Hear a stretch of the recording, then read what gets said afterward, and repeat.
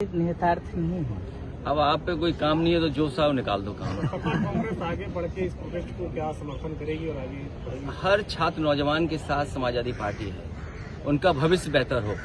और ये जो छात्रों के साथ हो रहा है, खासकर नीट को लेकर के जो बातचीत चल रही है, आपको मैं याद दिलाना चाहता हूँ, एक बीजेपी की सरकार थी, उस समय पर एक सत्र एमबीबीएस का 0 हो गया था 92 में सर। एक सत्र, और उस समय भारतीय जनता पार्टी के मुख्यमंत्री थे और उनकी इच्छा थी कि उनके मन मर्जी रिजल्ट बने।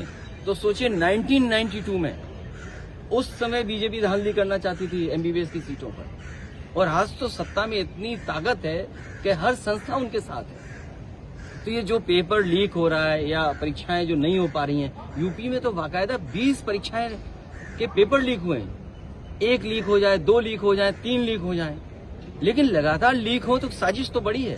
और फिर नीट जैसी प्रतिष्ठित, इससे बड़ी परीक्षा, इतनी बड़ी परीक्षा के लिए पेपर लीक हो जाना भी शर्मनाक है सरकार के लिए। जो ये कहते हो कि हम विश्व गुरु बनने जा रहे हैं, अमृत काल चल रहा है, विकसित भारत, क्या विकसित भारत में यही होगा कि पेपर लीक हो जाएंगे? युवाओं के और नौजवानों के भविष्य के साथ खिलवाड़ होगी?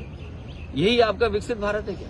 क्या आपके किसी सांसद को हिरासत में भी लिया गया जंतर मंतर में? हमारे सांसद, ये युवा सांसद जितने हमें दिखाई दे रहे हैं, सब लोग, सांसद कौशाम्बी हमारे बगल में खड़े हैं, सांसद संबल, एटा, इकरा हसन, मैनपुरी सांसद, ये सब लोग थाने में बैठा दिए गए थे। इन्होंने तस्वीर देखी, राजीव राय जी, इन्होंने तस्वीरें देखी हैं, बच्चों से मिले हैं।